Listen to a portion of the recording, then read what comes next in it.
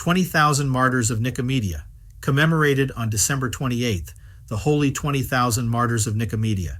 At the beginning of the 4th century, the Emperor Maximian, 284-305, gave orders to destroy Christian churches, to burn service books, and to deprive all Christians of rights and privileges of citizenship. At this time, the bishop of the city of Nicomedia was St. Cyril, who, by his preaching and life, contributed to the spread of Christianity, so that many members of the emperor's court were also secret Christians. The pagan priestess Domna was living in the palace at that time. Providentially, she obtained a copy of the Acts of the Apostles and the Epistles of St. Paul. Her heart burned with the desire to learn more about the Christian teaching.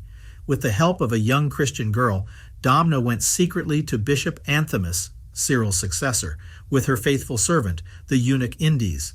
St. Anthimus catechized them, and both received holy baptism.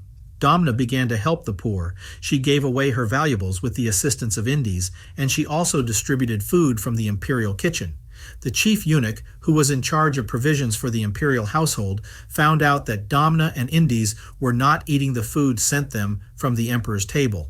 He had them beaten in order to find out why they did not partake of the food, but they remained silent.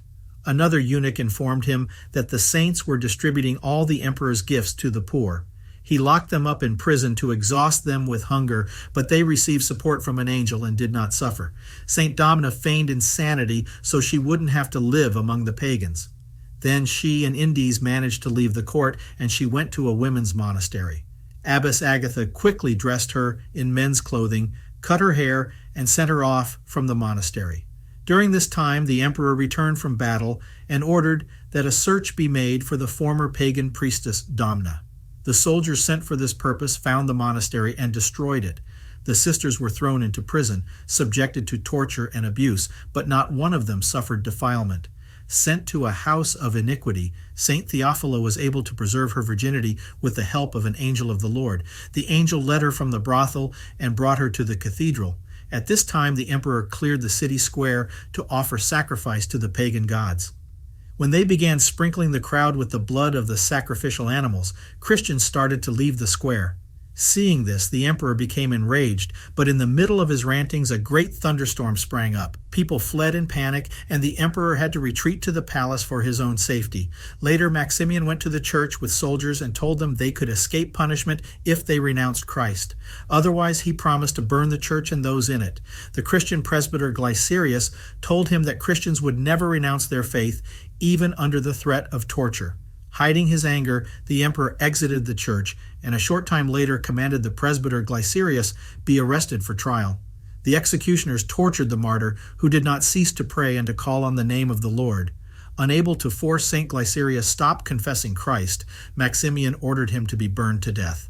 On the feast of the Nativity of Christ in the year 302, when about 20,000 Christians had assembled at the cathedral in Nicomedia, the emperor sent a herald into the church. He told the Christians that soldiers were surrounding the building and that anyone who wished to leave had to offer sacrifice to the pagan gods. Anyone who defied the emperor would perish when the soldiers set fire to the church. All those present refused to worship the idols. As the pagans prepared to set fire to the church, Bishop Anthimus baptized all the catechumens and communed everyone with the holy mysteries. All 20,000 of those praying died in the fire. Among them were the Abbess Agatha and St. Theophila, who had been saved from the den of iniquity by a miracle. Bishop Anthimus, however, managed to escape the fire. Maximian thought that he had exterminated all the Christians of Nicomedia.